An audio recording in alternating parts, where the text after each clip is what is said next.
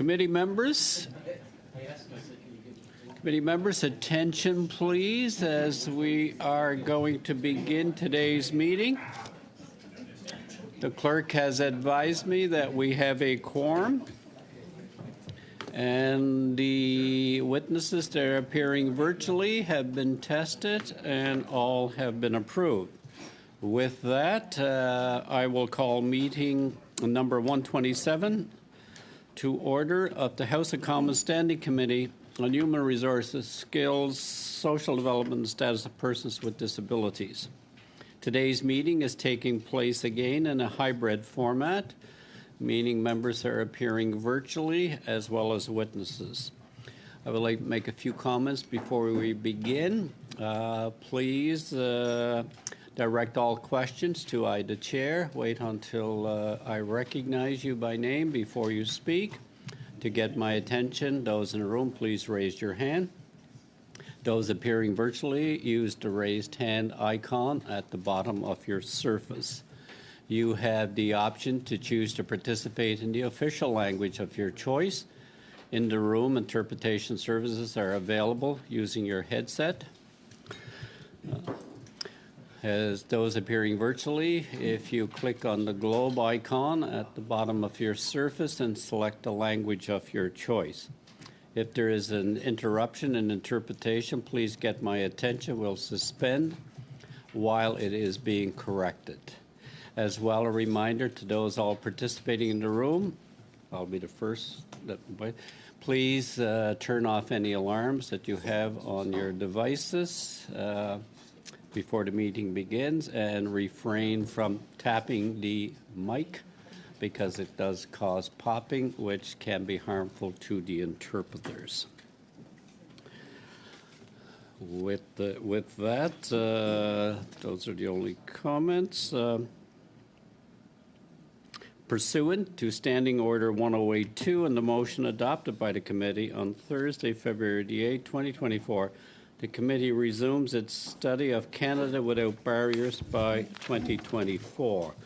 Before I introduce the witness, we have some new members joining us today. We have Ms. Stubbs and Mr. Majunder. Did I get it right, Mr. Majunder? I did that. As well as Madame Berube. Madame, welcome. Bienvenue. I can't see the name thing. With that, the first hour of witnesses, we have from Level Playing Field Incorporated, Tia Kurdi, educator, accessibility educator, and policy strategist by video conference. From March of Dimes Canada, we have Amanda McKenzie, National Director, External Affairs by video conference. And from Wavefront Center for Communication Accessibility, Christopher Sutton, Chief Executive Officer. Each will have 5 minutes for opening comments, and we'll begin the 5-minute opening comment with Mr. Sutton. Mr. Sutton, do we have you?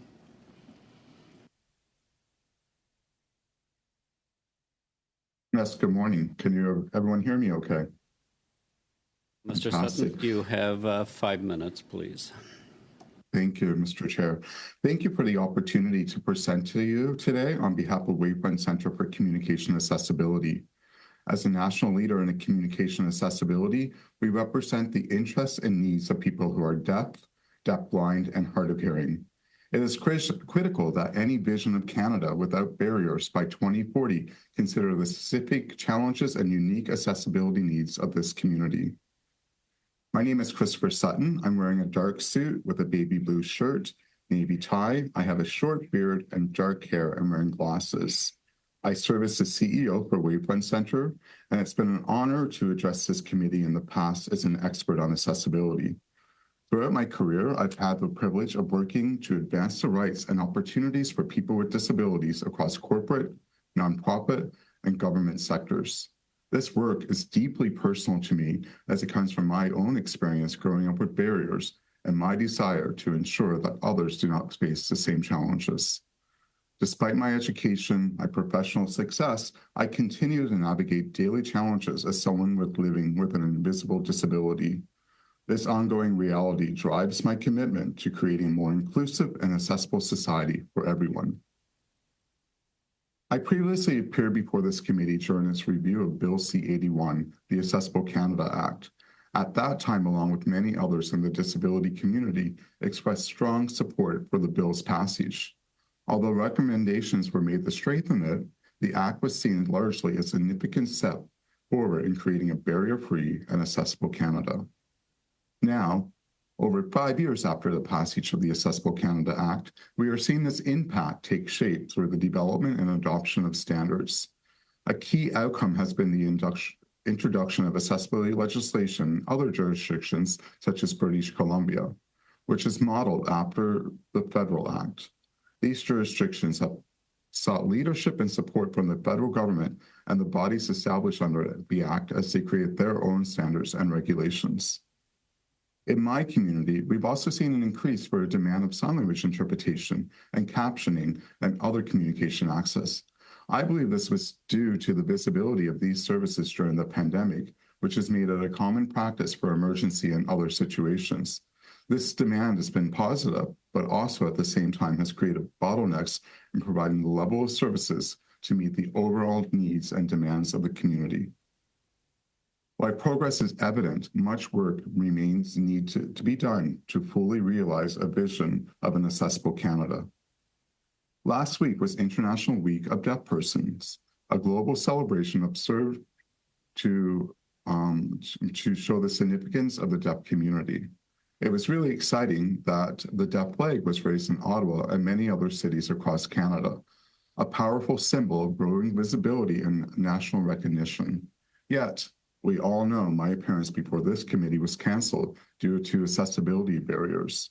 This just highlights the complexity to access, but also reflects the necessary cultural challenges and to be aware of potential issues and to find solutions to ensure that everyone can have equitable access. Despite the advances made, particularly since the implementation of the Accessible Canada Act, we still have a long journey to achieving a barrier-free society by 2040. Our communities continue to encounter challenges and require substantial attention, resources, and action.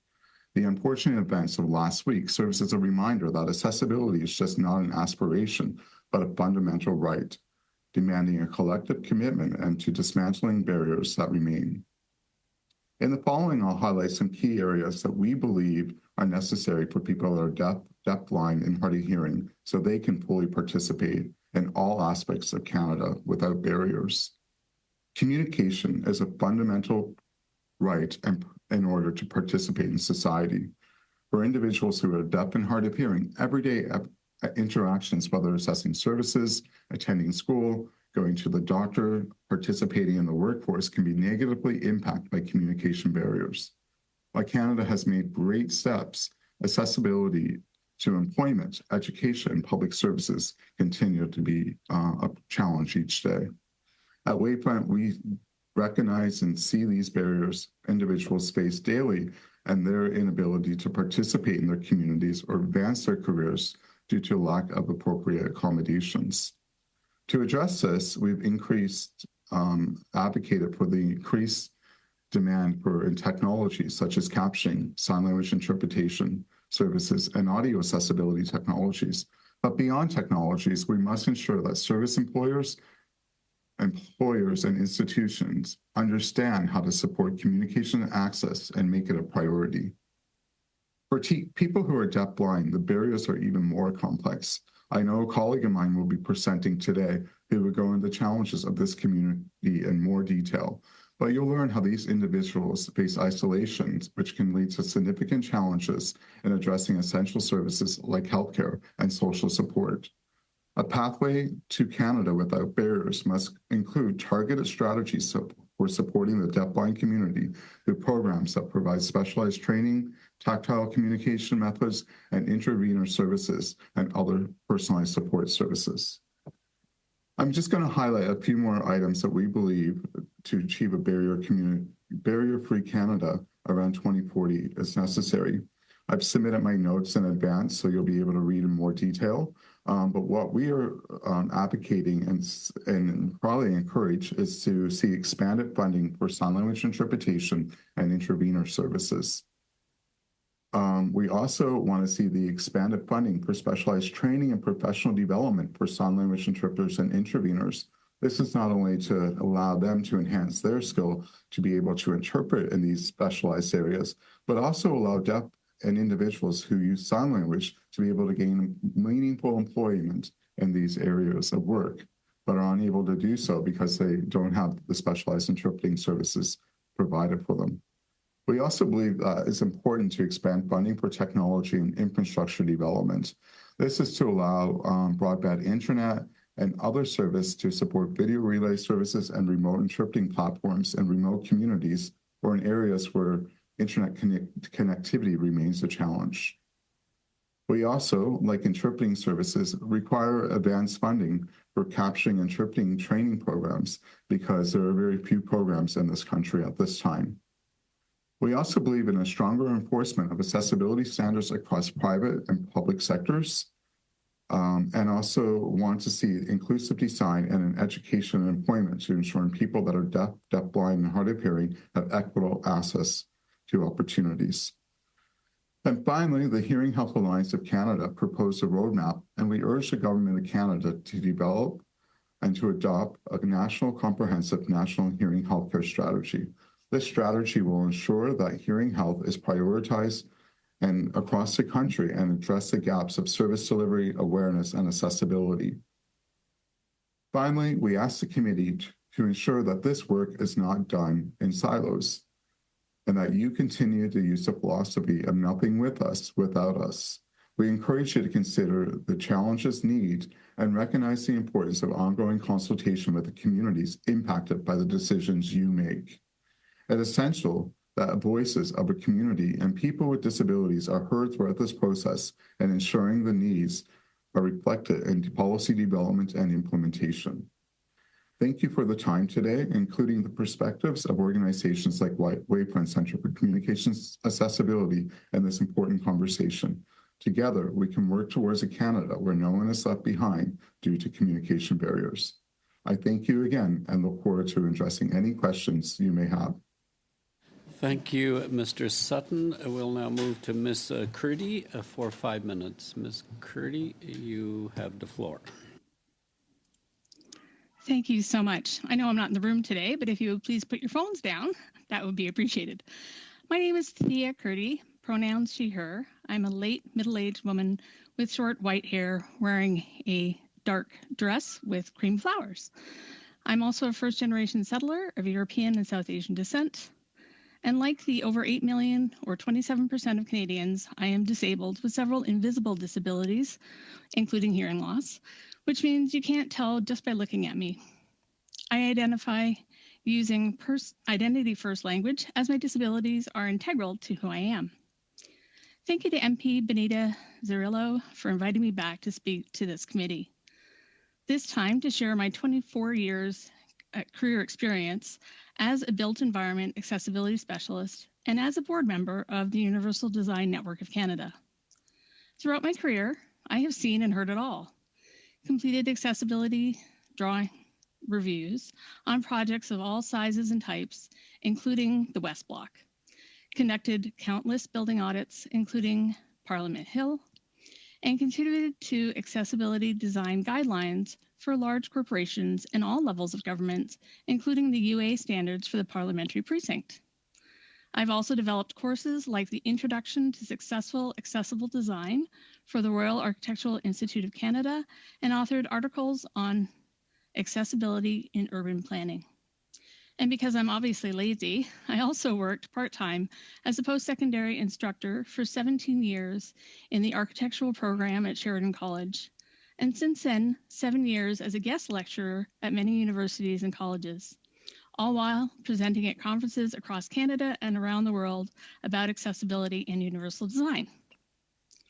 First, please note I agree and endorse the recommendations you received from the AODA Alliance. Accessibility is a lot more than just buildings and outdoor spaces, but our buildings, cities, and outdoor spaces are the physical infrastructure that either supports or sabotages all the other accessibility policies and goals. Unfortunately, we're already off track. With only 15 years and 3 months left until the 2040 deadline, we need decisive, motivated action to avoid failing as badly as Ontario will have done by the end of this year. For 40 years, since we changed the Canadian Charter and Human Rights Code, it's not that there's design or accessible design. Legally, it's a choice between good design for everyone or discrimination. The failure to adequately address accessibility is a failure to uphold the principles of equity and justice. Our failure and reluctance to quickly adopt specific modern evidence-based disability inclusion requirements for more than manual wheelchair users into our building legislation not only perpetuates inequity, but also stifles economic growth. Accessibility isn't part of what the Conference Board of Canada has projected will unlock $16.8 billion in GDP by increasing our economy's productivity capacity. Accessibility and design opens markets like tourism, attracts and keeps a diverse, skilled workforce, and of course, customers. And we are each worth more than our economy can measure. Inaccessibility is hurting people, families, communities every day. We allow barriers to persist and new barriers to be created. Inclusivity not only enriches our communities, it strengthens our social fabric. The current piecemeal, out-of-date, and deficient requirements for accessibility in building codes and procurement speaks volumes. Traps too many people in lives of poverty, unsuitable, or no housing. To this day, there remains no alignment between our building code and the enshrined rights of the Canadian Charter and the Human Rights Code. Rewriting our building code to finally make accessibility a fundamental and integral ingredient from the start. To this day, building code still exempts most housing from accessibility and doesn't include visitability or aids in place requirements. No amount of building certifications that certify nothing or building code harmonization will address these problems. We must stop token gestures and superficial changes.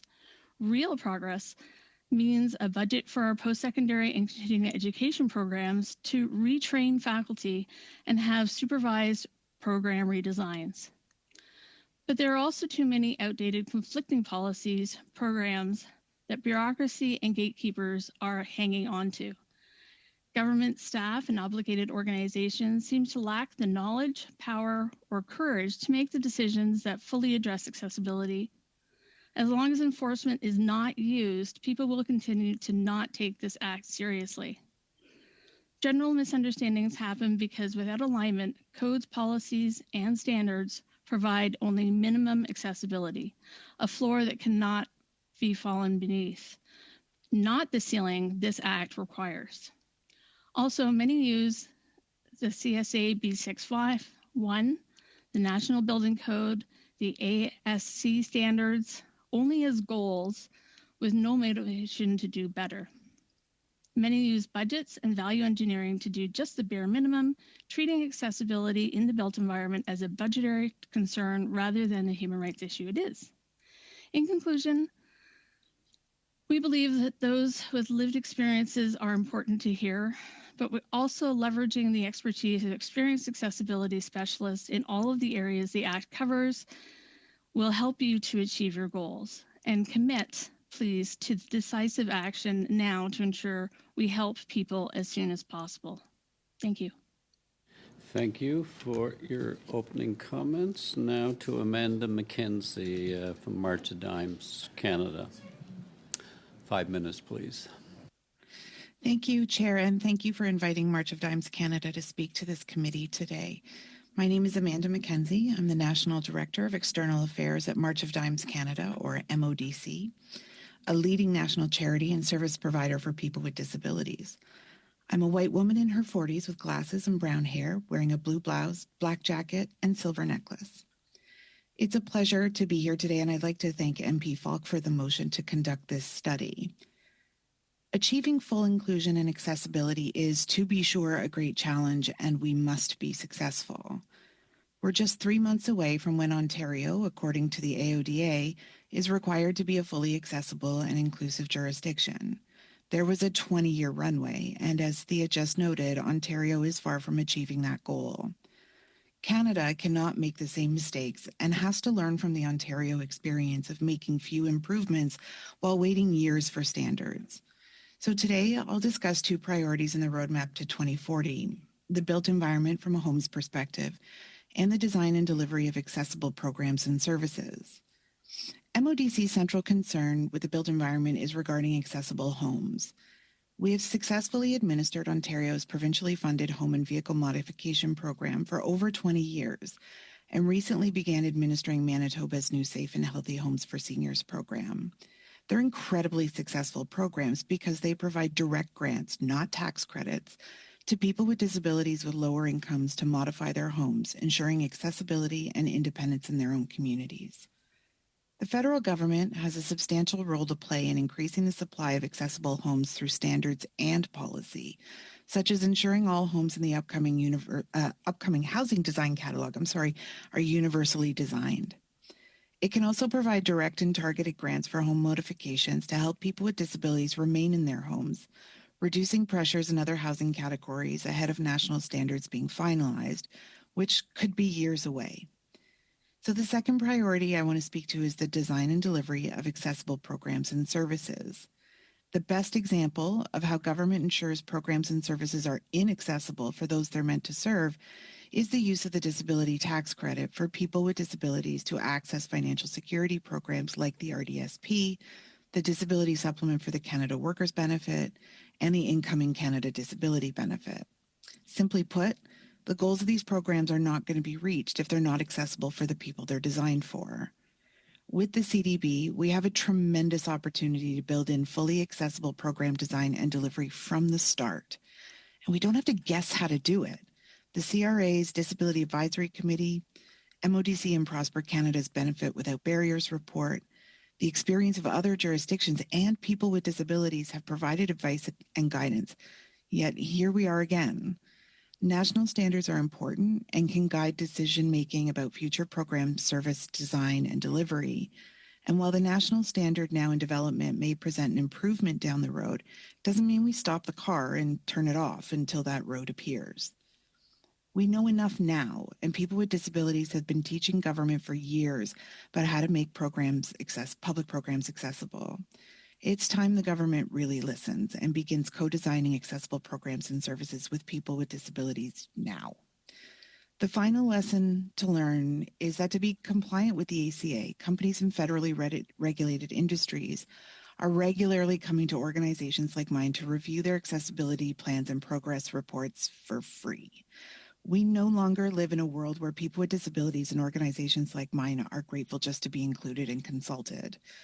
At MODC, we're asked at least once a week, but we don't have the capacity to do this without compensation.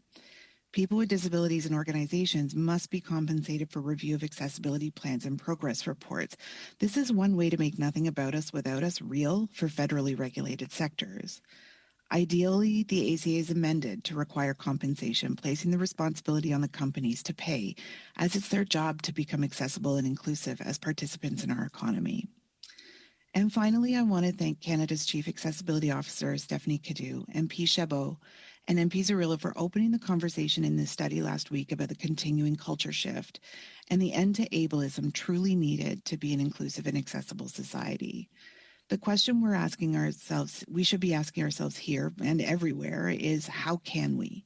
How can we reach and teach people who don't have experience of disability? How can we be allies in our personal and professional lives? And lastly, how can government act as a true ally, using all levers at its disposal to make progress on this shift? I'll leave you with those questions, and I'm happy to answer yours. Thank you. Thank you. Thank you, Ms. McKenzie. We will now go to the first round of questioning, beginning with Ms. Falk for 6 minutes. Thank you very much, Chair. First of all, my name is Rosemary Falk. I am from Saskatchewan. I am female. I'm in my 30s. I am wearing a black blazer, green blouse today, and I want to thank each of you for taking the time to not only share some of your experiences, but also testimony as a whole today. Ms. McKenzie, I would like to start with you if possible.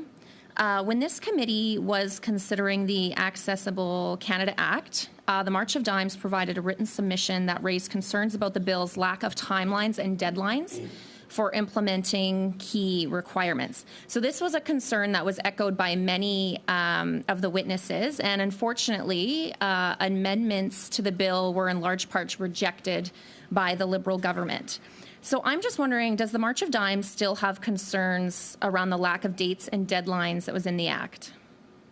Yeah, I think and thank you for the question. Yeah, I think from my remarks, you could tell that's sort of a theme, right? Is that we don't have the deadlines. And to be frank, even if there were, we look at the Ontario experience, we have a deadline in Ontario and it's not being met. So what are the consequences for not meeting those deadlines? There don't really seem to be many other than possibly public opinion about the lack of compliance with a government's own legislation. So yeah, I think that amendments to this legislation would be certainly well received by us to put in some actual deadlines and requirements for meeting them.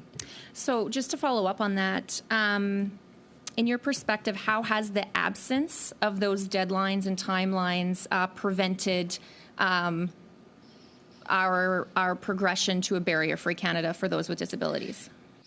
So I think with a lack of timelines, it gives those who are developing standards, and I'm not going to say Accessibility Standards Canada isn't doing a good job, they are, but it does give them some time to take time. And I find that a bit challenging. I think what it also does, as I said in my remarks, is leave open space for not making improvements and not being, taking current knowledge and guidance that has been provided to government on accessibility and inclusion and implementing it now ahead instead of just waiting for standards to be developed. It somewhat takes away the accountability of those that are to be getting the work done. The March of Dimes also flagged concerns with the responsibility of enforcement being divided between the three agencies. So this was the CRTC, the CTA, and the Accessibility Commissioner. So would you still recommend that the enforcement responsibilities be under one agency as opposed to several silos? Yeah, I think it should be. I think silos are never a good idea. I think I see that in my day-to-day, and I'm sure everybody is familiar with the impact of siloed work that just creates delays and it creates confusion. And I think the idea is certainly to have one place where we're doing compliance. Yeah. Would you say that having these separate silos and the shared responsibility, has it created confusion or hindered the complaint process for when someone comes across a barrier? You know what? This is a question I'm going to say I don't know. I'm not sure. I haven't sort of dug into compliance and what the complaints are. We have done a little bit of work on the CRTC side with some of our communications companies out there, and they are confused about compliance. So I think yes, having it under one roof is a much better idea. And if that could be an amendment, I'd be delighted with that. Okay, thank you, Mr. Sutton. When the Accessible Canada Act was being considered in this committee, you were representing a different organization, but you did testify that the bill needed timelines and deadlines. Is this still an area of concern for you? Well, thank you for the question. And yes, I do think, as just Ms. Amanda just said, timelines are something that's very critical. But at the same time, when we think of timelines in the example of Ontario, this world is rapidly changing. We are living in a phenomenon where we are seeing advances in technology, et cetera, and really being able to focus on those and making sure that they're accessible from the design and onset is very critical. I think the aspiration of putting a timeline out there, it's great. But at the same time, we need to be looking at accessibility across the broad and how do we make it consistent. When we look at the development of standards and with the Accessibility Standards Canada and so forth, really have to commend them because they are taking an approach that no other organization has really done. They've taken these standards and are using the community, bringing the community together with other stakeholders to develop these. And as a result, they're taking much longer to be developed because we want to make sure it's being done with the community, getting the feedback and everything that's needed out there. So I do think that while timelines are critical, they might not always be able to be met because it's such an inclusive process. For sure. Thank you. Last meeting, I had the opportunity to ask some questions regarding mandatory training, accessibility training. We know when we had the CEO from Air Canada here, that's something that seems to be absent at their executive level. Do you think that accessibility training is something that should be mandated in order to be changing that culture that was suggested earlier, the culture in society? Is that question directed to myself? Yes, I do think mandates of training is very, very critical. When we think of how do we make changes in society, it needs to be driven throughout the whole organization, the top down, bottom up, et cetera, et cetera. We want to make sure that this is not just a check mark or an initiative led and driven by human resources or something, because it needs to create a culture, and we need to live in a society that's embedded in such an inclusive and accessible society. So training is one part of the aspect and something that's very critical. So I would say this is something we need to focus on and do better.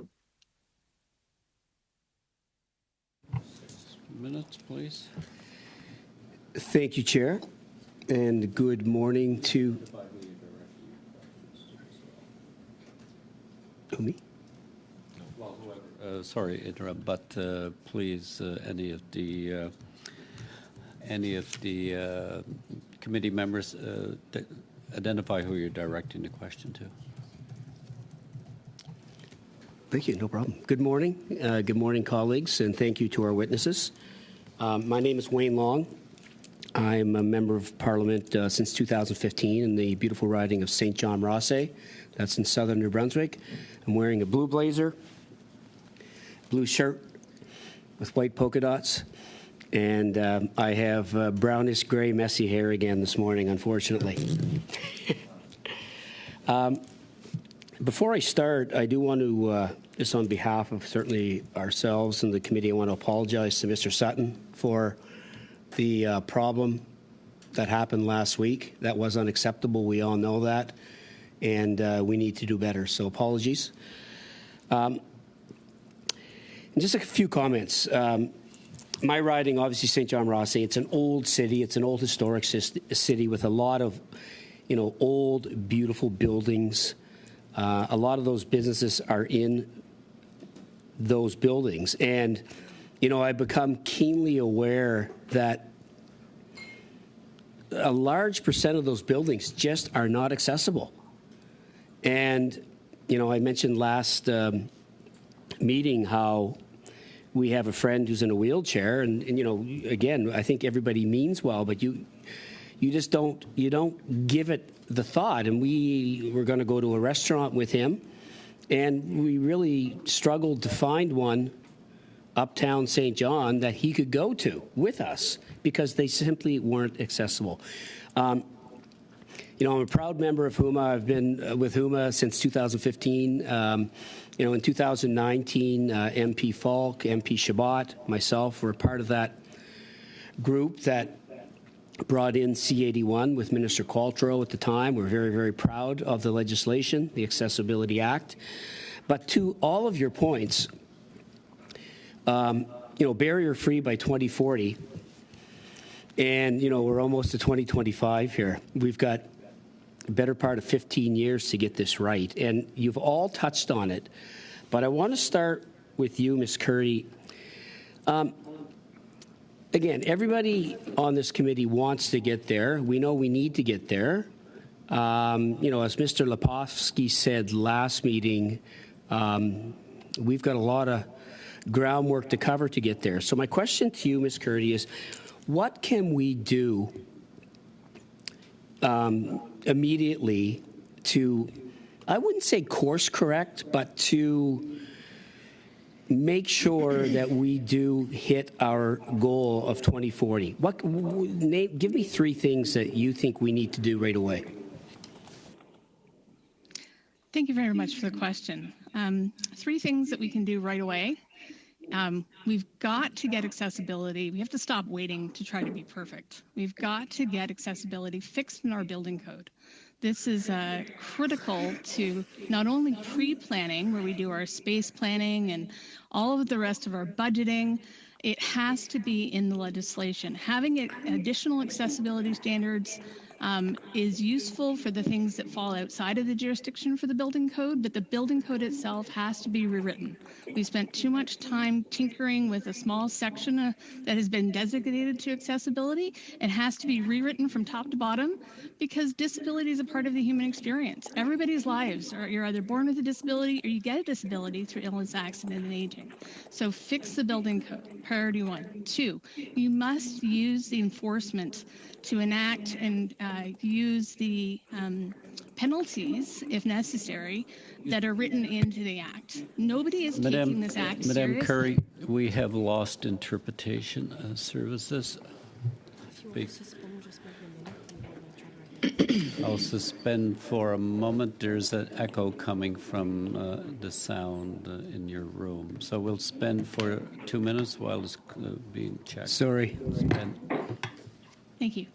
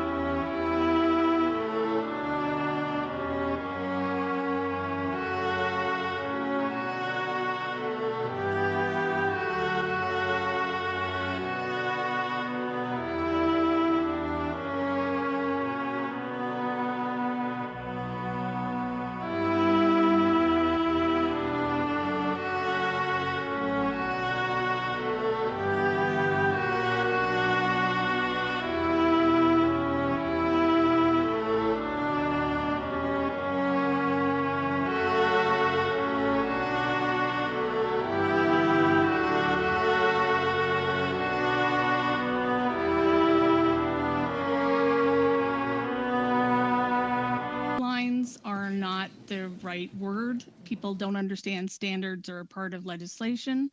Enforcement is critical because without enforcement, people are not scared.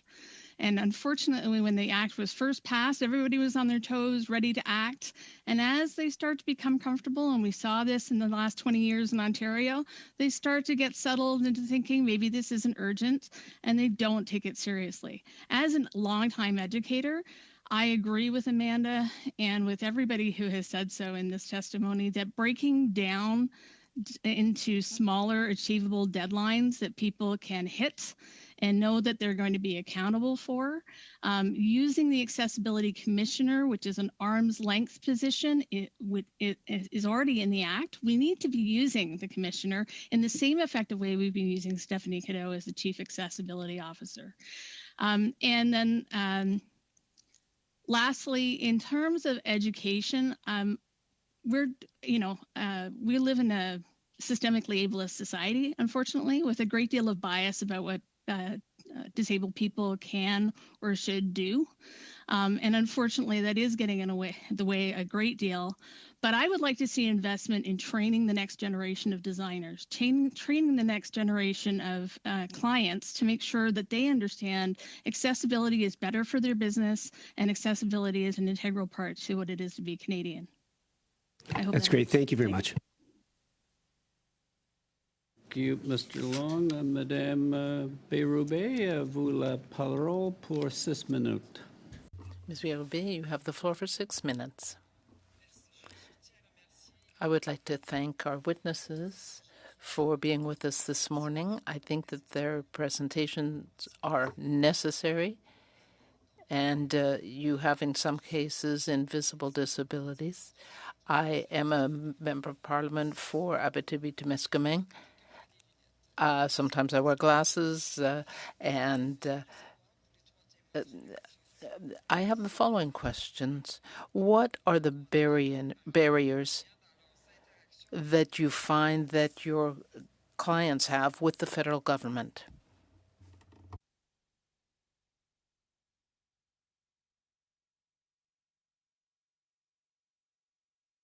Sorry, is that question for myself?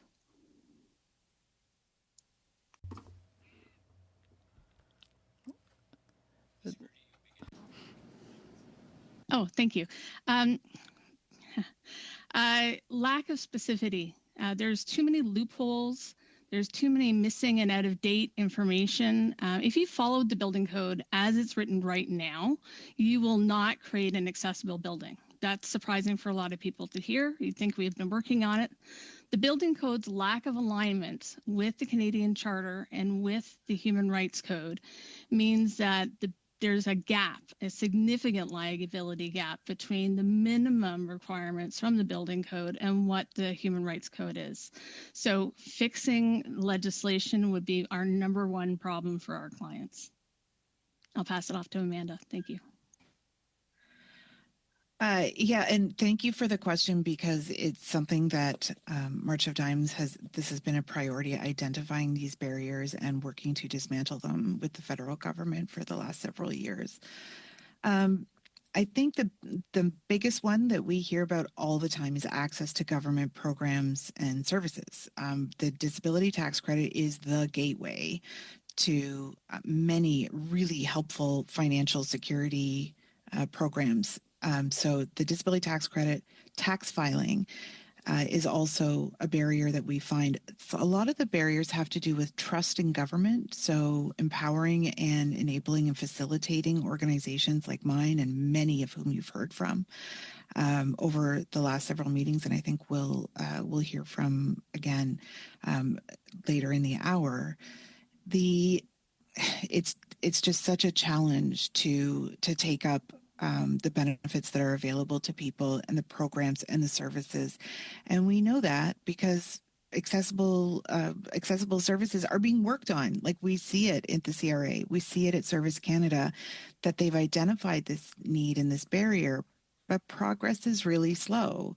And so we have a situation where in Ontario, if you are a single person with a disability receiving provincial disability income support, if you have a DTC and you tax file, it's worth over $1,850 to you to do that in federal and provincial level benefits. That's about a month and a half of ODSP in Ontario. So, like, breaking down and dismantling the barriers that people have, and we enumerated them in our Benefit Without Barriers report, is really important to enabling accessibility to publicly funded or public programs and services.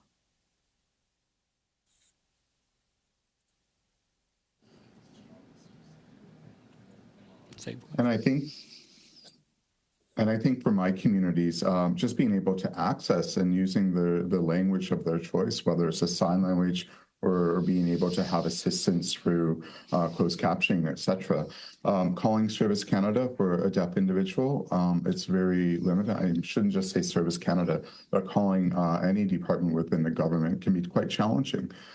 Going to visit a Service Canada location, the audio accessibility, being able to access a sign language interpreter, there's a lot of barriers. So just being able to interact with the government in a language of a choice or in an environment where you can communicate, it continues and will continue to be a struggle.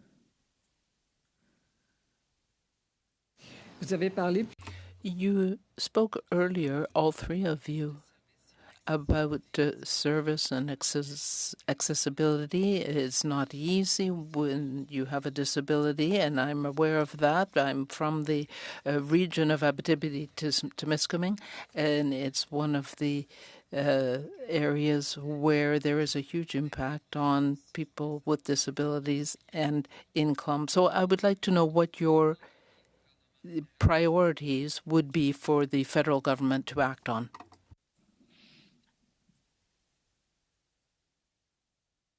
I'll take that first. Our priorities are to speed up the accessibility of our program, of federal programs and services. I'm sure every MP in this room has experience with people with disabilities coming into your constituency offices and having issues with accessing federal programs and services that are important to day-to-day life, whether it's getting a CRA account, or it's tax filing, or it's getting a Service Canada account, or it is, accessing the disability tax credit.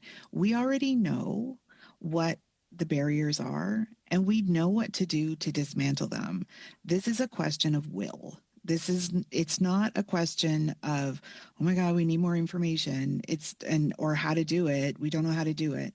We absolutely know how to do it. And it takes will on the part of the government ahead of standards being introduced. We can't wait for standards for that. We know what to do now.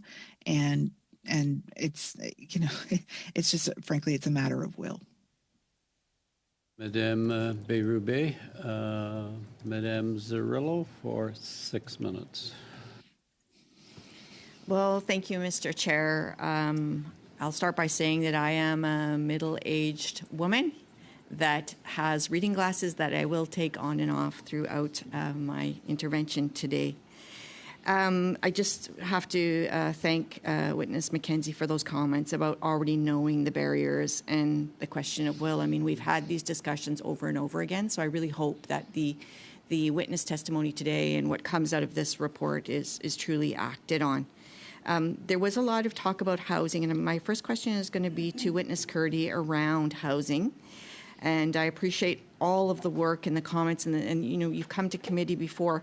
I wonder if you could debunk this myth that it's more expensive for housing to be accessible for all. Thank you very much for the question. It's a pleasure to be back here today.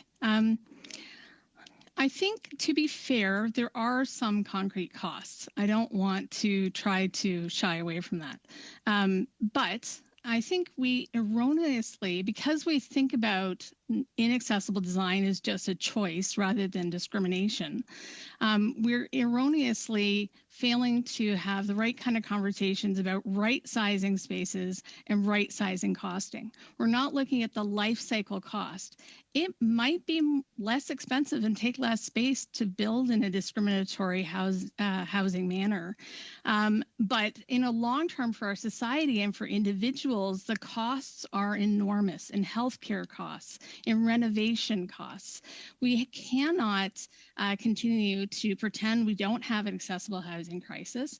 To Amanda's point, we know exactly what needs to be done. It's been in our standards in the wings. We have great accessibility built environment requirements, many of which, when our designers and contractors are trained how to do, will not add excessive costs or any costs. Many of the things that we can do right now today, and remember, the accessibility is not just about manual wheelchair users. There's lots of other types of disabilities we're not addressing.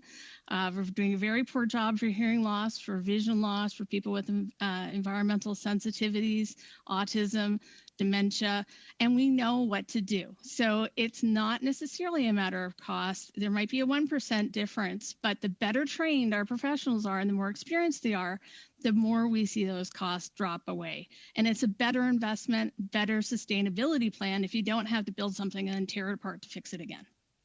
Thank you.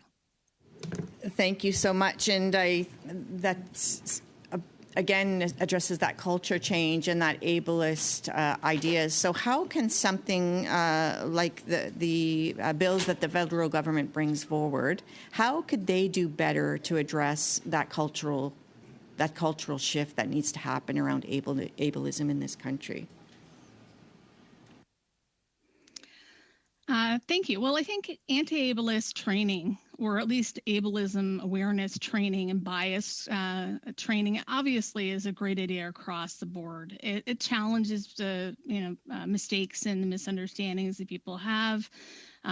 It gives voice to people with lived experience for certain. But I wouldn't want to be spending a lot of time or a lot of resources if that or I want to make sure that anything we do does not delay changes, right? The recommendations David Lepofsky gave you earlier this week are bang on target. If we can enact those, and I would add, invest with our colleges and universities. They have no money right now to retrain the next generation or to their faculty who are creating the programs that are training the next generation of barrier busters or the people who are going to get us to 2040. Year after year, we're getting graduates who don't know any better, who are making all the same mistakes and have all of the same bias and unfortunately ableist standard practice drilled into them from day one. So we could make a huge difference in that kind of education, not saying other types of education are not useful. That's such an important point. Thank you so much. I'm going to move on to Witness Mackenzie. Just wanted to talk a little bit about, you introduced this basically free labor that organizations like yours offer society. And I just wonder if you could share how that really impacts the work that you do and what kind of culture change needs to happen there. Yeah, it's really interesting, and I appreciate the question. First of all, that companies in the private sector who are doing accessibility plans and progress reports have this expectation that an organization or a person is just going to consult for them for free. I mean, we are all very familiar with the requirement to pay for consulting services. So it's not rocket science for companies to think that, well, maybe we actually have to pay the people that we're asking to review our accessibility plans. It astonishes me, frankly, every single time, and I know it shouldn't. I should be used to it by now, but this is a real cultural problem when we're expecting people with disabilities, organizations like mine and like Thea's and like Chris's, to just give free advice on accessibility plans and their progress reports. And I think the solution to that problem is that there's an amendment to the legislation, or there's a regulation that requires those who are doing those plans and reports to pay for consulting services. And my understanding is that the Canadian Human Rights Commission has developed a schedule of what those payments could be, and I think we could start to use that as a guideline, and probably update it for 2025. But it should be a requirement.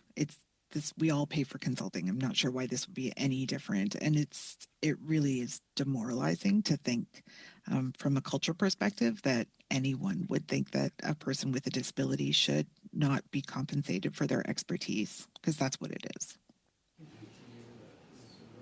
Given that everybody went well over their timeline, I want to be fair to all, so I'll conclude a round with giving 2.5 minutes to each of the parties. If nobody objects strenuously to that, we'll begin. Mr. Chair? Yeah. Mr. Chair, I think we should stay with the normal protocol, and it's also based on how many members are at the table. So I think that that both us and the other party should have more time. Thank you. Aitchison, you have 5 minutes. Thank you, Mr. Chair, and I want to say thank you to the witnesses for being here. My name is Scott Aitchison. I'm the Member of Parliament for Parry Sound Muskoka in Ontario. I'm wearing a light gray suit with a light blue shirt and a dark navy tie. I have very graying hair. I have a question specifically about housing, and I want to ask this of Amanda Mackenzie. I'm sure you're familiar with OASIS, the Ontario Agency Supporting Individuals with Special Needs. They reported that people with developmental disabilities across Ontario face wait times for affordable housing that are 10 times longer than the average for people in Ontario. I'm wondering if, since you spoke a little bit about the program that March of Dimes operates, renovating space, I wonder if you can speak to that issue more broadly, and not just persons with developmental disabilities, but if you could speak to that specifically about the wait times and how long it takes for people to find attainable and accessible housing. I'm going to actually speak from some personal experience here. I have, he passed away a couple of years ago, a little brother, Graham, who had both intellectual and physical disabilities. And when he was a teenager, my parents started to worry about what his housing situation would be. And, not wanting to require either my older brother or I to provide housing and care for our sibling. I, of course, would have been happy to do so, but it was a situation where we were connected to Community Living Toronto, and the wait times were outrageously long. Like, he would have been a senior before he had the housing and the supports that he needed. Instead, my mom was an incredible advocate and got him an apartment through a special program called Lights, connected to Community Living, and put together basically an independent situation outside of the wait times that we have. So there are those options available, but they can be expensive and they can be difficult to put together with the funding situation. So, I saw that firsthand. And I think a huge part of the issue are the supports that are needed for people with intellectual and other types of disabilities in housing.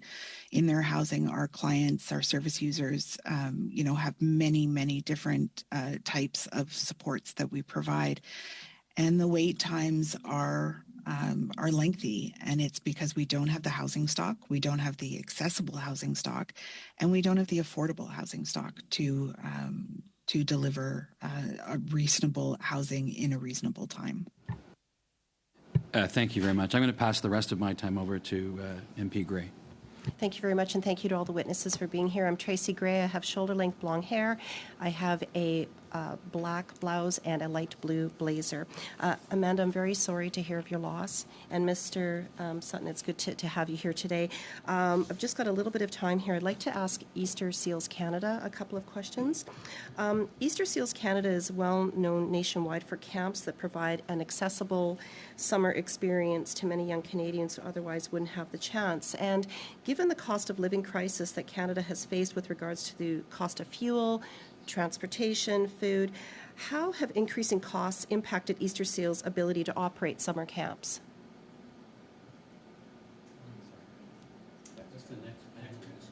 Oh, my apologies. We do not have them on We'll this ask that? particular Okay. Sorry. one. I was wondering what I had missed. We have March of Dimes Canada. Okay, March of Dimes. We'll go to March of Dimes. I do have a similar question, actually, just regarding the people that you serve and also the services that you offer. Just how the cost of living crisis has been affecting those that you serve and the operation of your budgets. If you could maybe speak to that. Thank you. Yeah, I mean, the cost of living is impacting everyone. I'm sure everybody in this meeting is experiencing the impact of that. And I'm speaking to the needs of our clients. We've switched from client to service user, so I'm making that shift in my head too. Our service users are talking a lot about the cost of living, and in the context of the Canada Disability Benefit, we did 4 focus groups over the summer as part of our regulation submission development, and we heard a lot about the cost of living and how the Canada Disability Benefit is just so disappointingly low, and with only an additional maximum of $200 a month. And Ms. Gray, your time has concluded. You can follow that up with the last. Mr. Collins for 5 minutes to conclude. Thanks, Mr. Chair, and welcome to the witnesses. It's MP Chad Collins from Hamilton East Stony Creek. I have brown hair. I'm wearing a blue suit and a blue tie today. Ms. Curdy, I'll start with you. We had Ms. Cadeau was here. The Chief Accessibility Officer appeared as a witness at the committee, and she provided testimony. And she said something that struck me as very important, so I copied her statement here. And she said that while there's a lot of willingness and good intentions, many still aren't sure what accessibility really means and why it matters. And then she went on to say that there needs to be more proactive communication and education around the importance of accessibility. Can I get your comments on that statement, and what role can the federal government play in terms of dealing with that whole issue of communicating and educating both the corporate sector? I know you have extensive experience from what you relayed to us in your opening statement, and what can we do with other levels of government, including our own, on that issue? Well, I think like David Lepofsky said earlier this week, there are many levers that you have. There are some things that are under the jurisdiction of this act that you could be doing, and other ways that you could be working with other parts of the federal government and other programs you have. The lack of alignment between the building code and the Canadian Charter and the Human Rights Code is one of the biggest problems we see for built environment and design. Why is it a human right? Canadian Charter says disabled people are equal citizens. The Human Rights Code says buildings and spaces shall not discriminate against them. So why are we as accessibility consultants warning people that following the building code's not getting them to that level and that there's a liability gap? If it's required in those higher pieces of legislation, the building code should say that too. So it's part of the reason we have so much pushback or concern is that where does it say in the building code we have to do that? Why is it in the Human Rights Code but not in the building code? And then, as I said again, one of the things the government could do is they provide funding to our educational institutions for post-secondary training. Of course, training the designers is a key part of understanding what accessibility looks like. People often mistakenly say accessibility is ugly and it's hard and it's expensive, but that's because they're doing it too late and because they haven't spent time during their developmental years, especially thinking about how amazing accessibility could be. We're not accessing their skills. Also, one of the points Lepofsky made was attaching requirements so that no federal money is spent on creating new barriers. So whether that's while we wait for the building code to finally get up to speed, putting requirements in our procurement policies, how to use accessibility consultants, making sure accessibility requirements are done further upstream. It's got to be there right from the start, which is what you say in the legislation, accessibility from the start. And if we don't do those things, we're missing major parts of the answers that unfortunately will feed back into the training and rethinking.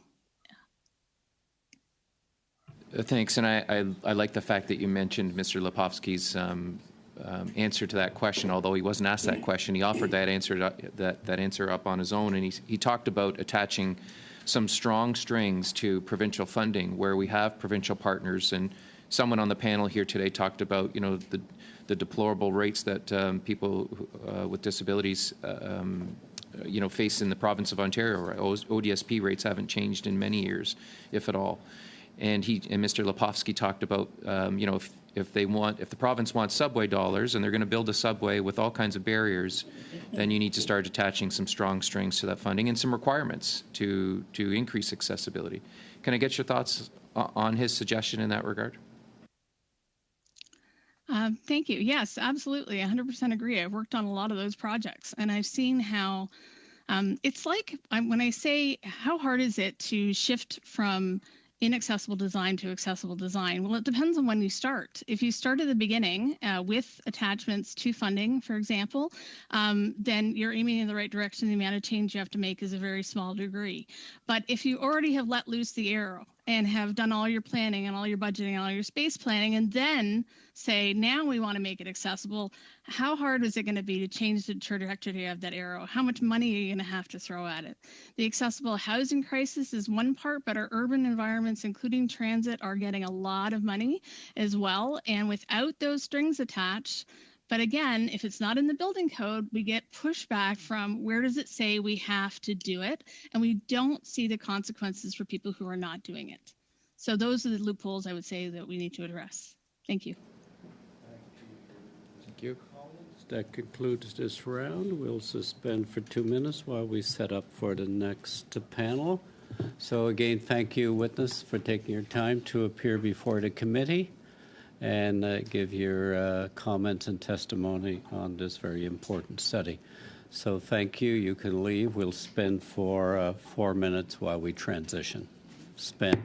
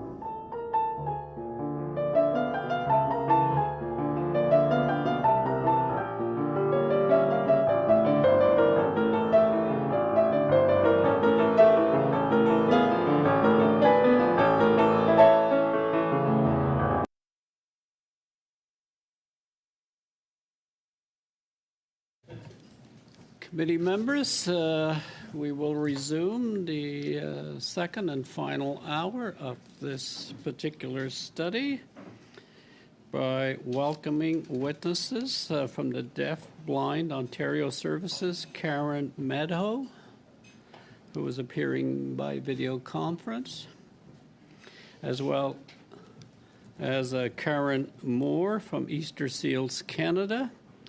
And I have to advise the committee, according to the rules of the chamber, that one witness that was provided late did not clear the sound test for translation. That is Diane Bergeron of CNIB. So we just have two. We'll begin with Ms. Medho. You have 5 minutes. Thank you. My name is Karen Maddow. I'm with Deaf Blind Ontario Services, and I just want to express my thanks for inviting me here today to share our perspective.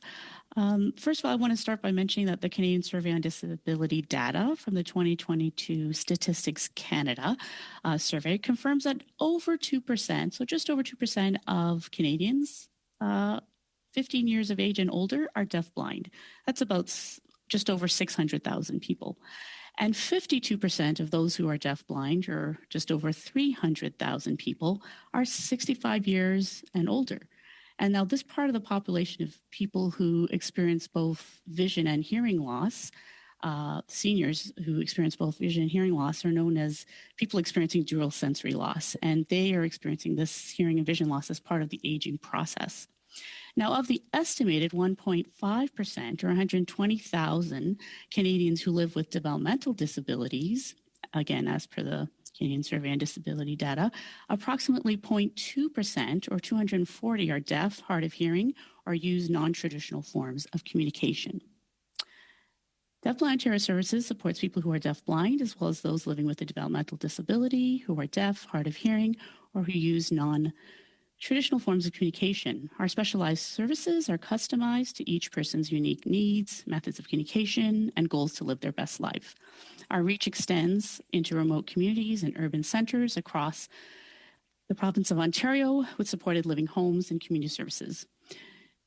We draw on our over 35 years of experience, as well as evidence-based practices to offer the highest quality of services to the people we support. Now, deafblindness is a combination of both hearing and vision loss that is unique to each person and impacts their /ability to access information, communication, and mobility. And for someone to be considered legally blind, their visual acuity would be 20/200 in both eyes. And for someone who is legally deaf, they may have little or no functioning hearing. Our team of professionals that we employ on the front lines assist with communication. And among them are interveners, who are specially trained professionals who provide visual and auditory information to people who are deafblind to help lead a more connected social connectedness to their lives. And for people who we support who live with developmental disabilities and who are deaf, hard of hearing, or use non-traditional forms of communication, they receive supports from direct support professionals who support and empower that person to learn concepts, skills, gather information, develop communication and language. So for the people we support, living your best life can mean many different things. And together with an intervener or a direct support professional, it's about receiving information about the environment. It's about receiving the context, the contextual information, understanding what's around them. Like if there's someone walking down the street with their support, communication support, is it a busy street? What are those sounds that they're maybe picking up from some residual hearing? Maybe it's music from a nearby restaurant, their kids running down the street laughing as they pass by. All of those contextual pieces are what an intervener, for example, would be sharing with the person who's deafblind. For example, one person we support, it's all about independence. It means developing skills that she needs to travel on a bus in her community. This is something she identified as a goal. So that would mean getting a bus pass, working together with her intervener to work to get that together, planning trips, taking practice rides to learn the routes, searching up local attractions together with her intervener so that she can be a bit more independent. So with varying degrees of sensory loss, each person would use their own unique and individual way to communicate. They may use one or more methods of communication. And for us, we had some recommendations we wanted to share on how to promote inclusion. And for us, it really means recognizing deafblindness as a distinct disability legally and in policies, including Deafblindness and Statistics Canada survey. That data would then be collected and could be used for policies and funding decisions. Offer intervener services across Canada. So no matter where you live, you shouldn't be restricted to having these services, these really valuable services, including people with lived experience in all aspects of society, including planning, policies, funding. That's very critical, but that would mean you are also accommodating their communication needs, and that's very important. Including seniors with dual sensory loss in any pan-Canadian policy framework so that they can participate in their communities as fully as possible. And just ensuring that all accessible formats are available for the people we support. And that would mean ensuring that the person can access information in all methods or any method of communication that they require. And of course, with the support of a specially trained intervener or direct support professional.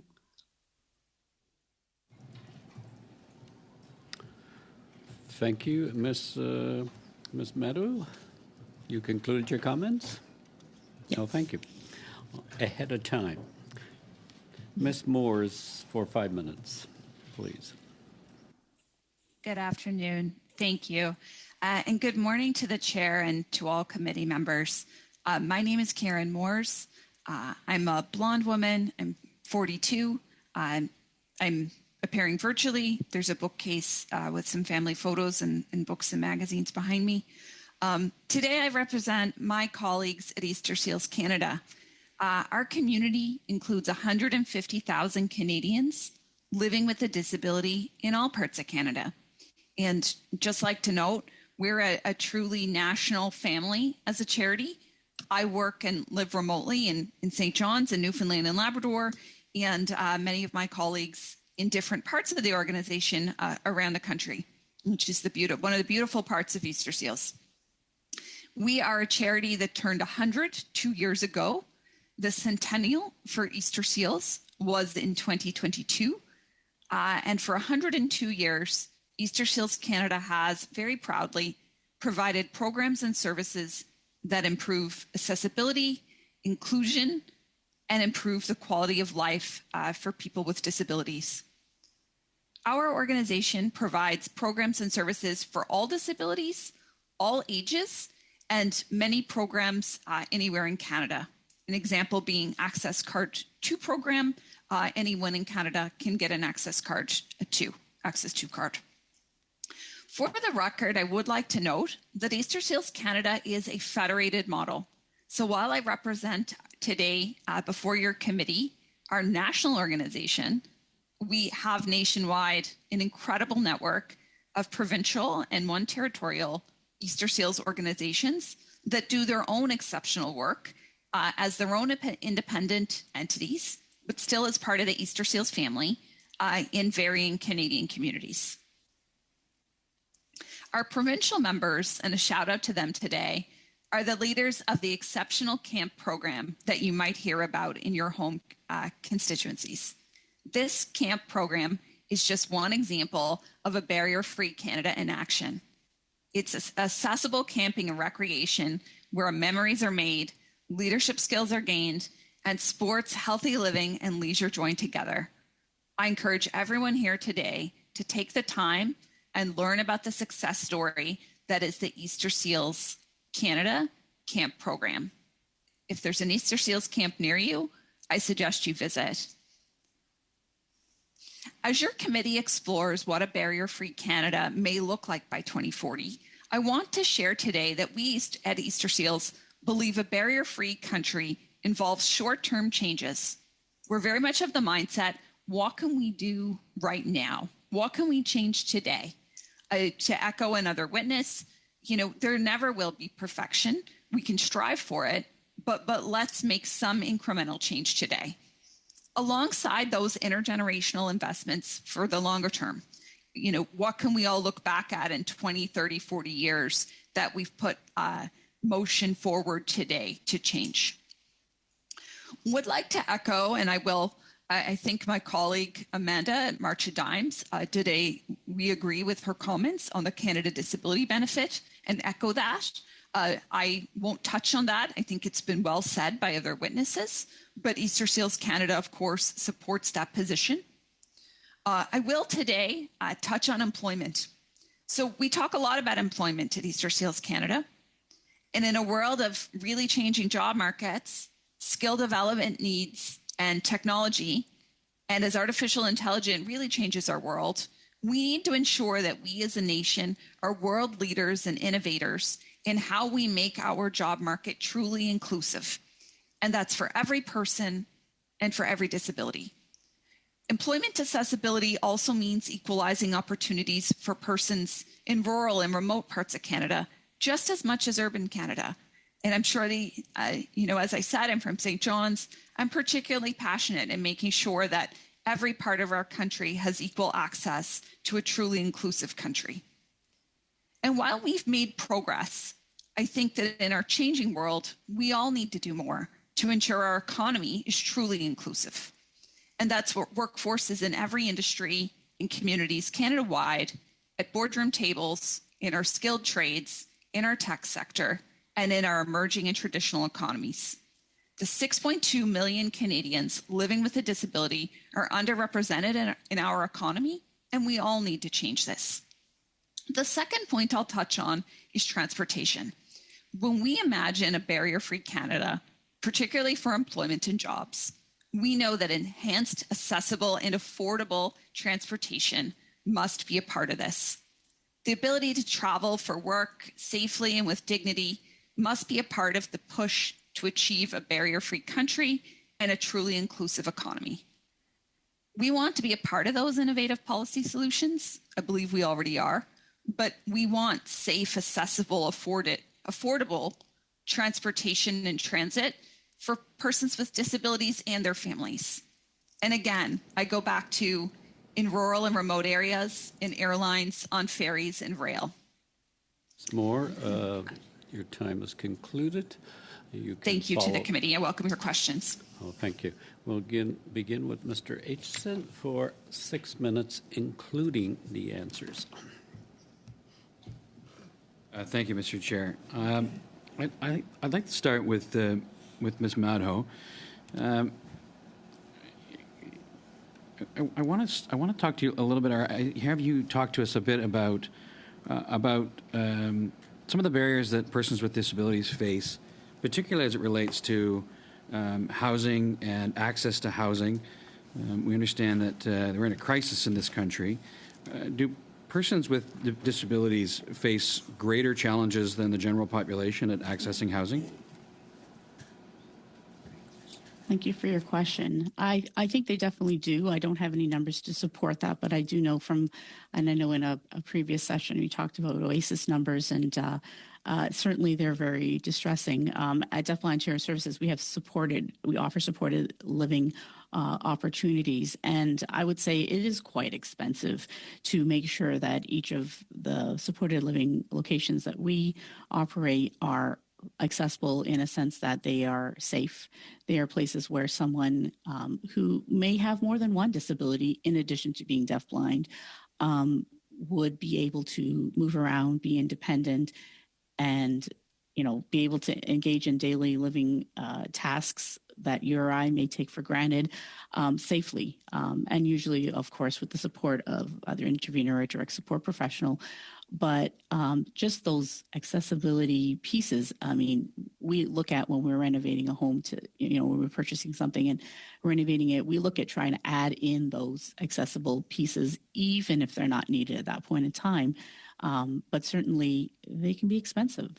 And certainly looking at, as part of the aging process, where you didn't need railings on the side of the walls to help guide you down the hallway.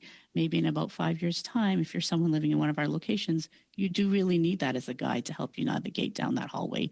So why would you sort of look at adding in that navigation tool later rather than ahead of time? So definitely, I think it's really important to sort of look at that planning piece of it and making sure that any housing is a place that can be safe, where someone can live as independently and as safely as possible, and certainly look forward to aging as safely in place as possible, so that they are not forced to live in other alternative housing that maybe doesn't have the accessibility pieces in place that they need to be safe and to live, a good quality of life, but also where they have the supports they need. Again, in the case of our organization, the support of an intervener or a direct support professional.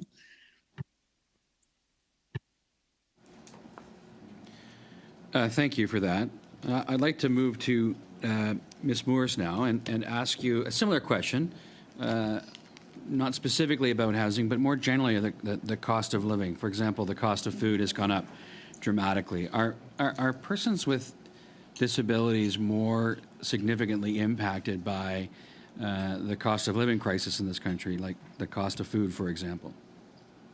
Absolutely. And at Easter Seals, we've said it's almost an unfortunate perfect storm. The cost of medication is rising. The cost of food is rising. Housing is not sufficiently available for all persons with disabilities in most markets, but it's tremendously expensive. And then that's coupled with the added cost of transportation. Whether it's if your local city bus is or isn't available or accessible, maybe you're paying for quite an expensive accessible taxi. So absolutely, this has been a tough time for many, and particularly for persons with disabilities. Well, further to that, there are a number of federally regulated industries in Canada. I'm thinking banking, travel, airline travel, for example. I'm wondering, Ms. Moores, if you could comment on these industries and what barriers exist in these federally regulated industries to persons with disabilities. Absolutely. I'll start with the example of our Canada's Airlines. So back in the spring, many of the witnesses here, including myself, attended the first Airline Accessibility Summit and had a chance to just share our perspectives with Canada's Airlines and different leaders from within government about accessibility within the air sector. We were, quite fortunate. Airlines were willing to listen. We all have a way to go, but that is just one example. We need, as we, for example, reimagine Canada's airports, as airports are renovated and rebuilt over the next generation. That is a consideration. There's also things we can do today, airside services. There is work in all those sectors. I could probably take up all your time in talking about it. I will say I didn't get to this point of my notes, but I really think no matter the sector, collaboration and communication, and I say this, I'm on Zoom today, but there's nothing like being in person. And I hope the next time before this, before your committee, we're in person, having the chance, Canadians are collaborative, for all parties to work together, federally regulated industries, our sector, leaders like yourself, to make changes. So absolutely. Thank you. It was 2 seconds, but you were very kind. Mr. Coteau for 6 minutes in total. Okay, well, thank you very much, Mr. Chair. And I want to thank both of our witnesses today. I appreciate the work that you do, and congratulate Easter Seal for 100 years in advocacy and providing support for folks and continuing to build a family. There's a lot of technological changes that are taking place around the world. Technology that can be used to help people better navigate, building codes that can be enhanced through technology to assist people as they move between buildings and access services. Have you seen any technology within Canada, within our jurisdiction, but also around the world that has made major advancements into accessibility? And if so, can you talk a bit about that and how Canada could benefit from some of that technology? Anyone, any of the two, Karen Moores and Karen Matto, either one would be great. Go ahead. I defer to my colleague. Thank you. So I think there are many great technologies. Second part of my notes was on Canada's innovators. We are a country of, great innovation and ingenuity. I will not do undiligence to others and diligence to some by naming, but I'm happy to provide the committee a list of technologies that among our members, keeping in mind we represent all disabilities, all ages across the country, different technologies that help different aspects, different disabilities. So happy to provide that to you. And around the world, certainly global standards, as we work to be the best when it comes to global standards. Happy to provide some follow-up notes to the committee as well as to some technologies emerging around the world that particularly advantageous for the inclusion and disability sector.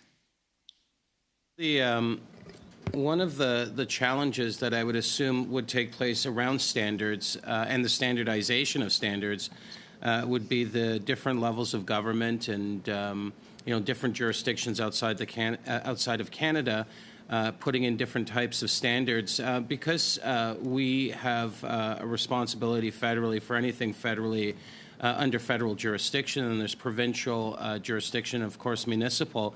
Have you seen an attempt across the country to build a more standardized approach to something like building codes?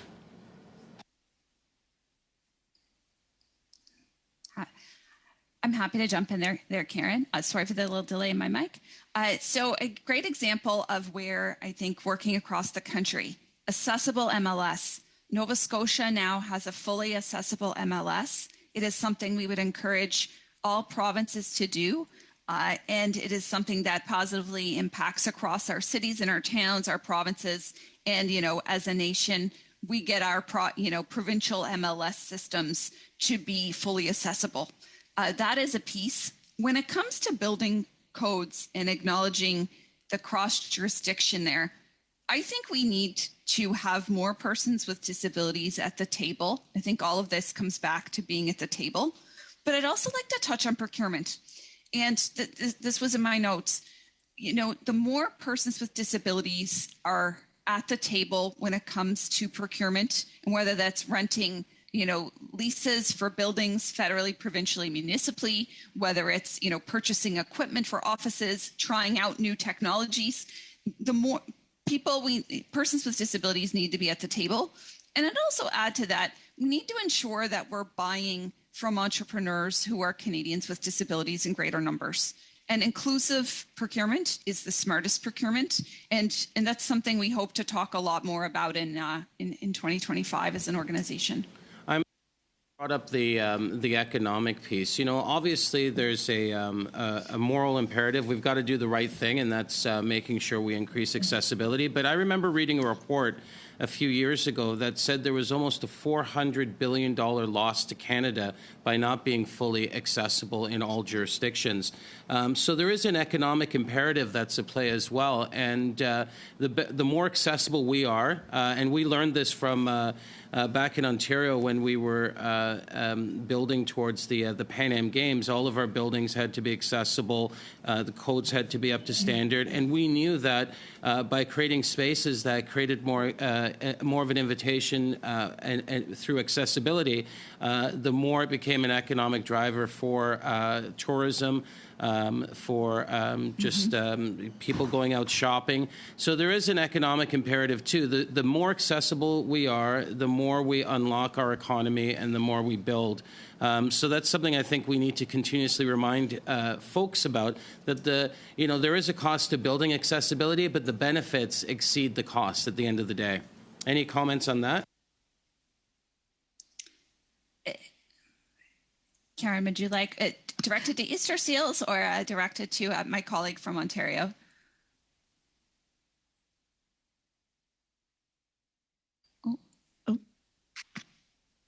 Sorry, we can't hear you.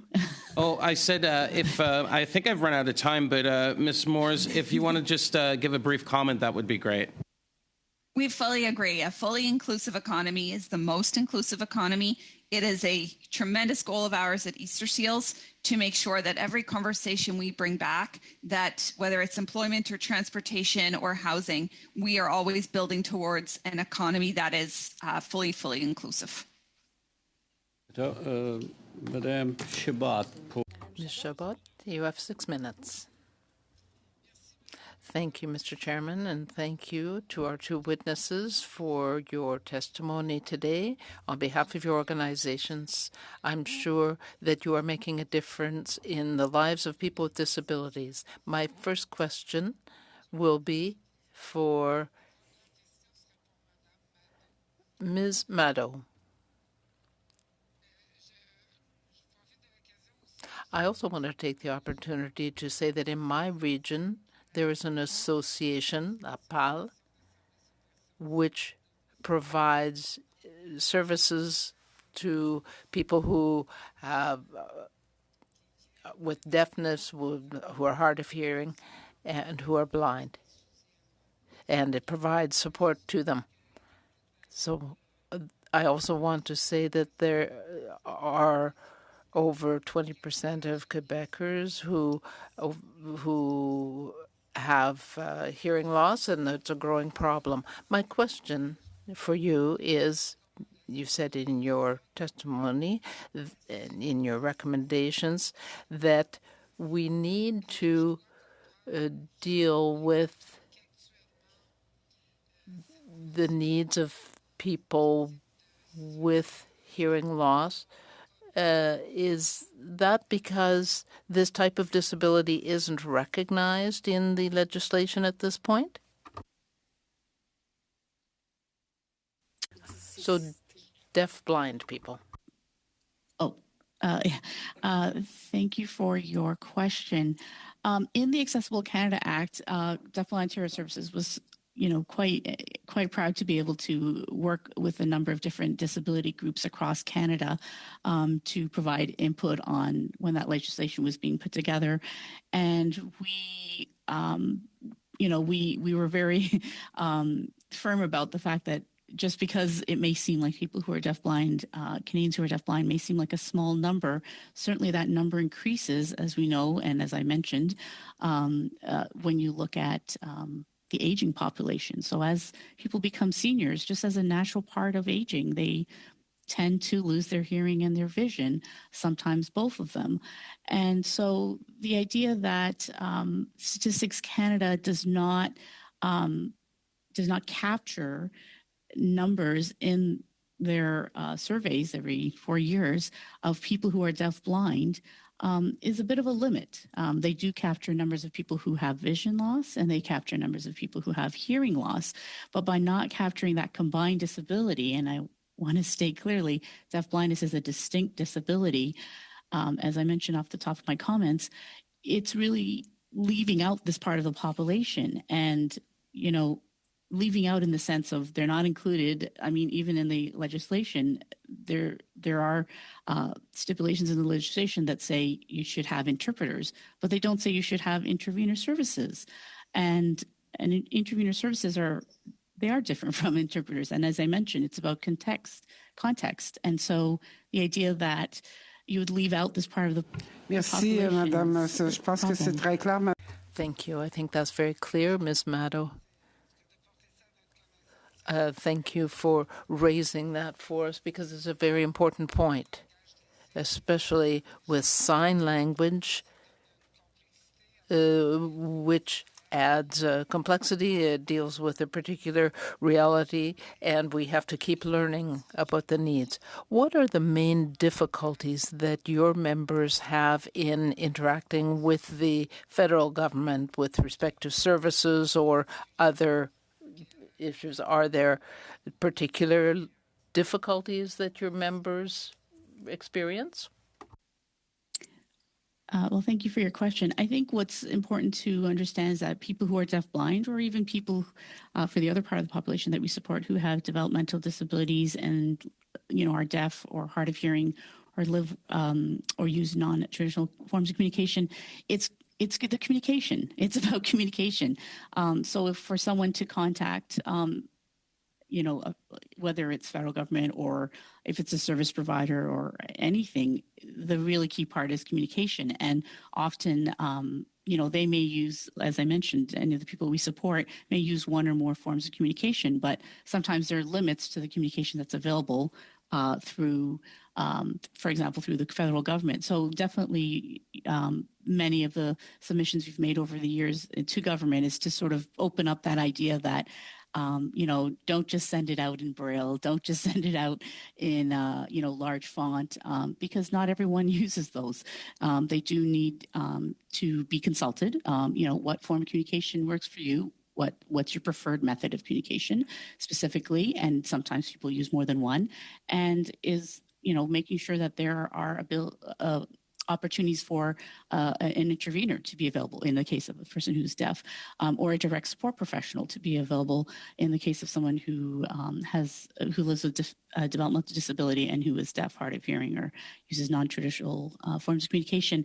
Really important to, again, I just want to reiterate, really important to be communicating in the format, in the method of communication that they prefer, because otherwise they're left out. They're left out of policies. They're left out of funding decisions. They're left out of considerations, even in, circumstances where their input is really valuable, like consultations, stakeholder consultations. Madame Chabot, Madame Zarrillo for 6 minutes, please. Thank you, Mr. Chair. And I'm a middle-aged woman that wears reading glasses that I'll be taking on and off throughout the day today. Mr. Chair, I wonder if you could just clarify on the reason that CNIB is not here today. It's my understanding it's because they did not have enough time to receive a headset. And I'm concerned about that because we do often have very short windows of being able to get witnesses. So if you could just clarify. Madame Zarrillo, each member of the committee has received a copy of a letter that I received from House Administration that addresses this issue. Can you share it with those that might be listening online today, please? That was for this. Thank you. Yeah, but it addresses a particular issue, which I haven't started the time. The importance of getting your witness list in early enough to give the time to the House Administration. Because it was stated at the beginning of this meeting that the reason that the person wasn't here was, what was the reason that was said at the beginning? They said that CNIB, Mr. Chair, you mentioned that CNIB is not here because? The representative did not pass. Right, and I understand it's because they did not receive the headset in time from the House of Commons. So I just want to clarify, is that correct that they did not receive the headset in time? You are thank correct. You. So I just wanted to clarify. It's not because the quality of the sound. It's because the House of Commons did not provide them their headset in time. My question, I'm going to start for a very quick question with Witness Moores, and then I wanted to turn on to Witness Madho. But Witness Moores, you mentioned the entrepreneurship, and there was a witness here a couple of times ago, and I asked specifically, are there entrepreneurial grants or loans federally that are specifically for persons with disabilities who are entrepreneurs? Great question. I believe there was. I will check to confirm that there still is and the status of where that is. But my response also would be, whatever we do, we need to do more of. And I think we all know we need more entrepreneurs in our country. And if there's ways that governments can, at all levels, can help fund persons with disabilities to move through the entrepreneurship process, we gladly welcome it. Sorry that I have to cut you off. I don't have much time, but if you could just supply us with what those grants were that you're aware of, that would be super. I go back to Witness Matto just to talk about communication and sign language and tactile signing certifications. It's my understanding there's only 5 schools across Canada. One is in Coquitlam, Douglas College, and they actually did not receive adequate funding in 2022. I wonder if you could share where are the schools and if more education and funding needs to be happening across Canada. Thank you for your question. I can't speak to sign language schools, but I can speak to intervener schools that provide training and education for interveners. And in Ontario, there's one college that offers a very limited program, limited in terms of the spots of students, and maybe about 15 a year, and that certainly doesn't support the number of interveners that we require across the intervener services sector. There are a number of organizations who provide intervener supports, who receive funding to provide intervener supports, and so it is something that through our provincial funding, we do need to do the training ourselves using any existing funding that we have. We need to make sure that because an intervener is such an important person, a support to a person who's deafblind, there needs to be a bond of trust. They need to be able to work with that person, establish that bond of trust, assess what their preferences are, what method or methods of communication they prefer. And I mean, let's face it, because there's a possibility of working and using any more than one possibly method of communication, you're in that person's personal space. So that speaks to the bond of trust as well. And so really, that leaves that person very vulnerable. And so you do need someone who's highly trained, specialized, to be able to work with someone who's deafblind and serve as a communication facilitator for them. Again, we don't have a number of programs available. Certainly I can speak to Ontario. My understanding is it's also limited across Canada as well. But an intervener is a very specialized, especially trained professional. And it's up to the service providers to provide that training in-house. And Witness Matto, can you share how much that would cost, and also if you believe there's a space here for the federal government to be supporting that kind of training? I can't speak to how much it costs, but I think considering that my recommendation was that there should be intervener services across Canada, understanding that the provinces do pay for those services, but not every province provides it. I think there should be a framework, a national framework to ensure that there are intervener services available. It doesn't matter where you live. It shouldn't matter where you live, but you should have access to it. I think that's really important. And having the support of the federal government, maybe more on a policy or framework side of it, establishing that this is something that's important. It does, respect the human rights of people who are living with deafblindness, who really should have the right to be able to communicate, to express themselves, to interact with their communities, and really they're being held back because they live with a communication barrier. Thank you, Witness Matto. When you introduced the remote and urban differences, so I'm very interested in hearing more about that, remote and urban, what the differences might be in access to accessible services, and also potentially if you could speak a little bit about Indigenous peoples and if there are barriers that you're seeing for Indigenous communities.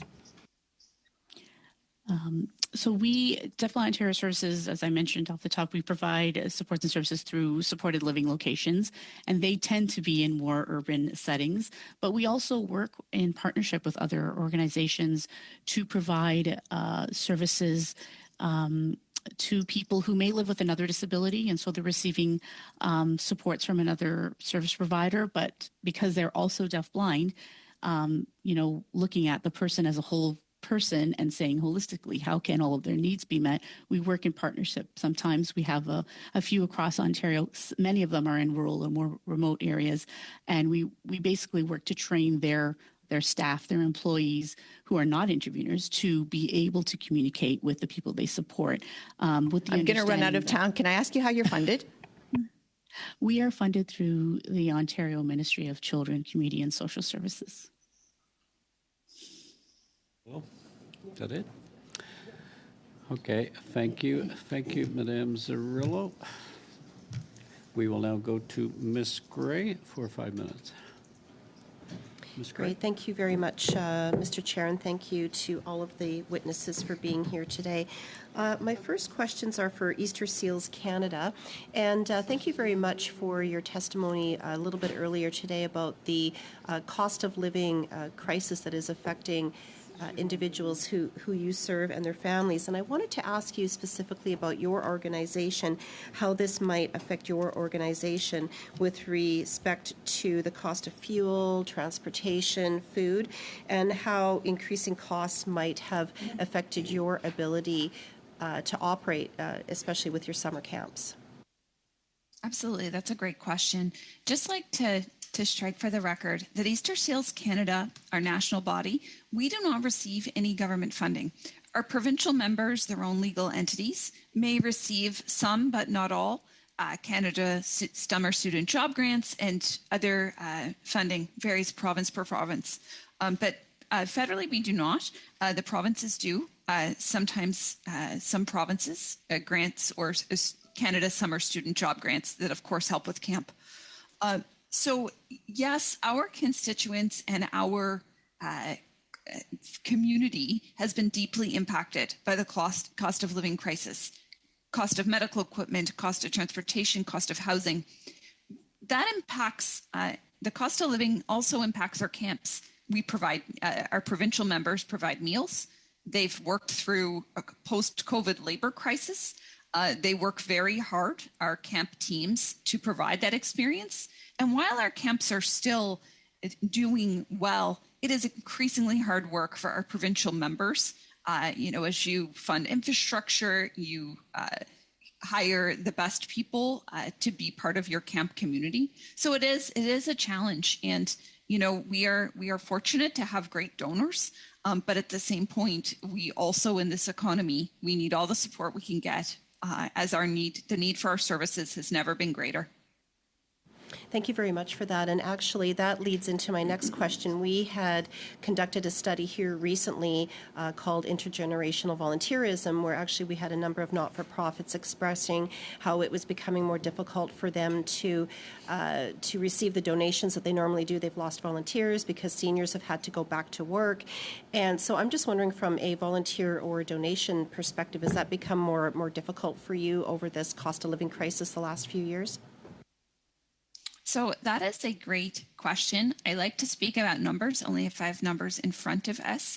I know that that recruiting staff for camps in the labor shortage has been a particular challenge. I will produce for you from our national office some feedback on year-over-year volunteer numbers and also some perspective on giving. That very much, if you could provide that to the committee. I know that we're at the end really of this study that we've been doing over the last couple of weeks, and I wanted to bring up that as part of this study, when this was first moved back in February of this year, and then when the schedule, when we all agreed to the schedule in June, part of the study did call on the Minister of Diversity, Inclusion and Persons with Disabilities to appear before this study, and this is now the last day of the study, and the minister has not appeared. And so because of that, I would like to move the following motion: that the committee not consider its study on a Canada Without Barriers by 2040 concluded until the Minister of Diversity, Inclusion and Persons with Disabilities appear as invited for 1 hour to address the committee's concerns around the progress made towards the goal of a Canada Without Barriers by 2040, as agreed to on February 8th, 2024, and that the committee allocate additional resources to fulfill this request.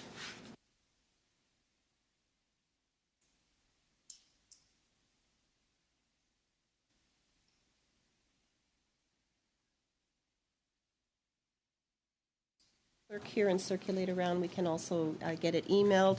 It is right on point for what the study is, even though it was not put on notice earlier. It's specifically about the study, and I'll just say that there is enough flexibility in the wording of this that we could have it scheduled. We don't want to take away time from other studies, so it's worded so that this will be an additional hour at some point within resources that are available, whether it's an additional hour somewhere, whether it's an hour that's tagged on to another meeting. So there's lots of flexibility in this so that we can have the minister here. And again, the minister has known about this for months, and so this study is not a surprise. And so as part of fulfilling what was requested and agreed to as this study, we would like to have the minister here and speak to this study. Thank you, Mr. Chair. I'm okay with allowing it to be discussed and then dealt with on the motion. Thanks, Chair. I think this is great. We're not saying it has to be right now. I know that we can still continue with our calendar as planned, and we are asking for additional resources if needed. Just wanting to make this a priority and make sure that the minister can be here in regards to this specific study. No discussion. Vote on Ms. Cirillo on this motion. So thank you so much, Mr. Chair. So I would have liked to have had the opportunity to do the same thing on our financialization of housing, the study that we did about how terrible the Liberal government and the Conservatives before them were in saving housing and keeping people in homes. But since that happened with overtime, this is an opportunity for the Conservatives to try to extend in a study where we just heard in conversations here from witnesses that we need action. And I can tell you from sitting on this committee that the minister has nothing to add. The minister has let down disability community over and over and over again. This work needs to be done. We have that minister coming to committee at some time. We've already said that we're going to have all the ministers come to talk about their mandate letters. I think it's really unfair to again slow down action on accessibility and disability folks. So I won't be supporting their motion.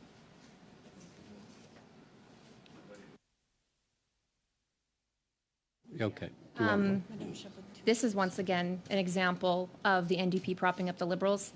To say that the minister has nothing to add, but yet to continue to support the Liberal government is baffling to me. It's absolutely baffling. And the fact, too, that we have stakeholders watching this, and for MP Cirillo to say the minister has nothing to add, that tells me she doesn't have confidence in this government, and it's disgusting that the NDP keeps voting for this confidence in the Liberal government. On the motion.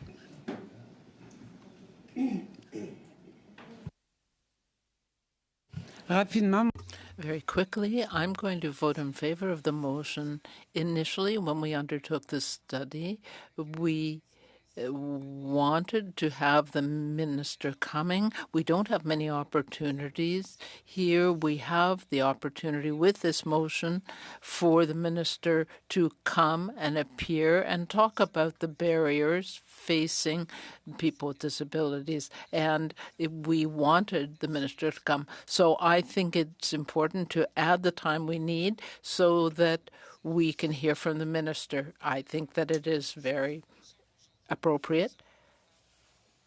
I want to thank the NDP for the motion about the Canada Disability Benefit.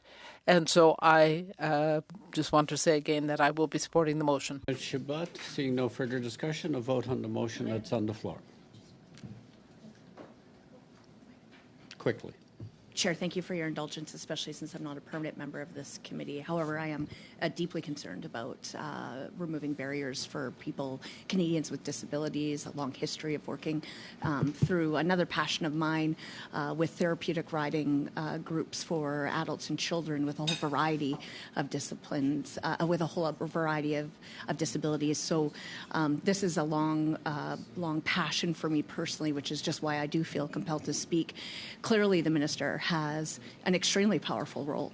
And clearly what these witnesses are saying is that they need to see action, but they also need to see that action from the minister and from leaders, and all Canadians need to see that leadership from our federal government. So it seems to me very obvious that all the members of this committee would support this motion. Well, let's get to a vote then. See no further discussion. A vote on the motion. Mr. Fragascados? Yes. Mr. Long? Yes. Mr. Collins? Yes. Mr. Coteau? Yes. Mr. Van Bynen? Yes. Mrs. Gray? Yes. Mrs. Falk? Yes. Mrs. Stubbs? Yes. Mr. Aitchison? Yes. Madame Chabot? Oui. Ms. Zarrillo? The motion is carried. Sorry, Mr. Van Bynen. Before we just adjourned, you would have received a circulated working calendar. It is not public, but it is a working calendar. If there's no dissent to it, it will become public. Chair. Good? Let's go to the calendar. So the calendar is good. It's a working calendar. Yes, it's confidential until it's confirmed. Mr. Long? Chair, I know MP Van Bynen put a lot of work into his questions to witnesses today, and I'm just wondering if we could ask for unanimous consent to go an extra 5 minutes for him to ask the witnesses some questions. Unanimous consent. We have resources. We started 3 minutes late. Mr. Van Bynen. We don't have unanimous consent from Madame Zarrillo. Madame Chabot, order. Madame Chabot, did you have your hand up? Je vais parler du calendrier. I wanted to talk about the work timetable. I don't have any objection if we go a little over time for questions. But we did not have unanimous consent to extend the meeting by 5 minutes to accommodate Mr. Van Bynen. One more time. Do we have unanimous consent? We do not have unanimous consent.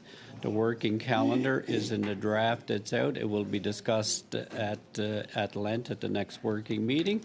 With that, Juste une question, I just have a question, Mr. Chairman. You mentioned that we will be having a short working session, 15 minutes or so for the committee. Do you expect that to be coming up soon, that we will have, say, a half an hour of committee work? and the first one is scheduled on Thursday. If you consulted the draft calendar that I sent to you, that's where it's at. So with that, committee members, meeting adjourned.